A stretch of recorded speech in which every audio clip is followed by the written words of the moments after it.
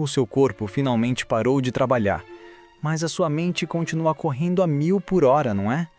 Você deitou para descansar, mas ainda está respondendo e-mails mentais. Você ainda está brigando com problemas de segunda-feira e sentindo culpa por não estar produzindo. Isso não é descanso. Isso é tortura. Essa é a tirania da pressa tentando roubar a sua paz. Mas existe um jeito espiritual de puxar o freio de mão agora mesmo. Eu acabei de liberar uma oração guiada no canal chamada A Oração para Desligar a Mente.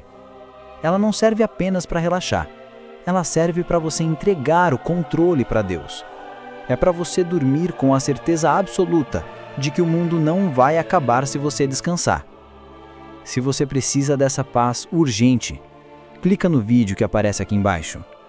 Vai lá, a sua alma precisa disso, agora.